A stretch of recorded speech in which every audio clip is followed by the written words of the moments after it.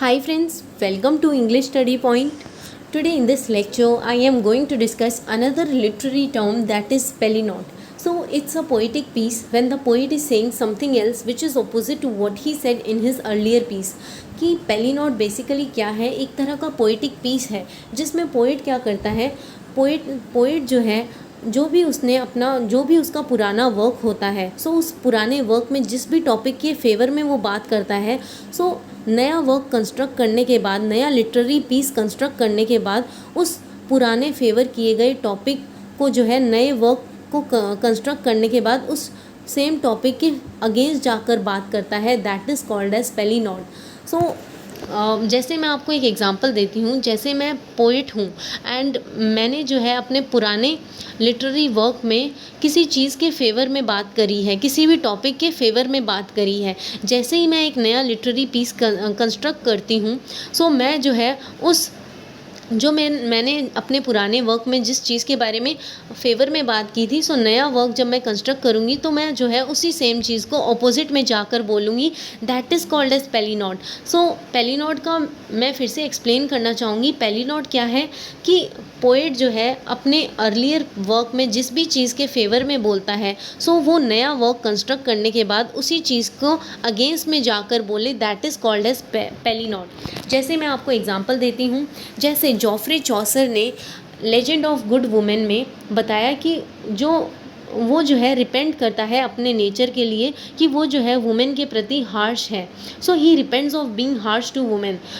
और उसका जो अर्लियर वर्क था ट्रॉयलस एंड क्रिसिडा, उस सेम वर्क में जो है वो बात कर रहा था कि women should not be trusted, कि वो जो है अपना सस्पिशियस एटीट्यूड शो कर रहा था वुमेन के प्रति कि वुमेन जो है एक ऐसा क्रिएचर है जिस पे ट्रस्ट नहीं किया जाना चाहिए. सो आप देख सकते हो कि पहले यानी अर्लियर वर्क में वो किस तरह से वुमेन को प्रेजेंट कर रहा है, बट बाद वाले वर्क में यानी लेजेंड ऑफ गुड वुमेन में वो किस तरह से वुमेन को मतलब प्रेजेंट कर रहा है. सो दोनों मतलब बहुत ज़्यादा कॉन्ट्राडिक्टरी हैं. So he talks about women should not be trusted. And फिर लेजेंड ऑफ गुड वुमेन में वो ये चीज़ भी पोर्ट्रे करता है कि वुमेन जो है वो नोबल क्रिएचर है. पहले वाले वर्क में वो बताता है वो हार्श क्रिएचर है, but legend of good women में वो बताता है वो नोबल क्रिएचर है. उनकी रिस्पेक्ट की जानी चाहिए, उनके एफर्ट्स और एक्शंस को अप्रिशिएट किया जाना चाहिए. So in this work Geoffrey Chaucer is rejecting his formerly held belief. कि आप देख सकते हो कि लेजेंड ऑफ गुड वुमेन में वो जो है अपने पुराने बिलीफ को जो है रिजेक्ट कर रहा है. जो पुराना बिलीफ था उसका वुमेन के प्रति कि वुमेन जो है बिल्कुल भी नोबल क्रिएचर नहीं है, उनके बारे में जो है बैड थिंग को पोर्ट्रे कर रहा था रीडर के सामने. बट जब उसने एक नए लिटरेरी पीस को कंस्ट्रक्ट किया लेजेंड ऑफ गुड वुमेन को, वो जो है वुमेन को एज अ पॉजिटिव लाइट में जो है रीडर्स को प्रेजेंट करने लगे. सो ये होता है palinode. So in this work Geoffrey Chaucer is rejecting his formerly held belief about women and he says that I was Troilus and Criseyde when I denounced women, when I said bad things about women. कि वो बता रहे हैं, reason बता रहे हैं कि उन्होंने जो है ट्रॉयलस मतलब वुमेन को जो है एज अ नेगेटिव लाइट में क्यों बताया, कि मतलब वो जो है वो भी ट्रॉयलस एंड क्रिसिडा की तरह थे जब उन्होंने वुमेन को डिनाउंस किया, यानी उनको जो है इग्नोर करने की कोशिश की, डिनाउंस किया, और साथ ही साथ जो है उनके बारे में लोगों को जो है नेगेटिव लाइट में दिखाया. सो आप देख सकते हैं.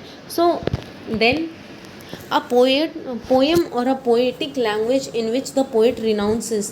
कि पेलिनोड क्या है, एक तरह की पोएम या फिर कोई पोएटिक लैंग्वेज जहाँ पर पोएट जो है रिनाउंस करता है या फिर रिट्रैक्ट करता है एन अर्लियर पोएम, और type of subject matter in which the poet withdraw from his formerly held belief which he shared in the earlier poetic piece and he says that I would like to correct myself.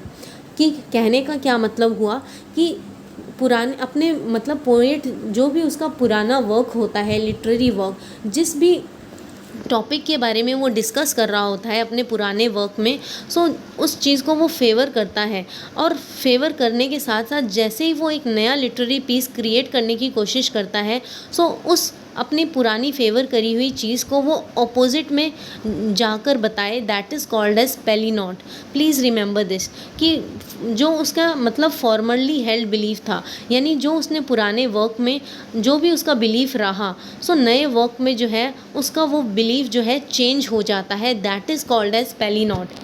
Then friends, इसी के साथ ये lecture and होता है। And friends, मैंने काफ़ी सारे literary terms पे लेक्चर्स को अपलोड कर दिया है। अगर आप इस चैनल पे नए हो तो प्लीज़ वॉच माय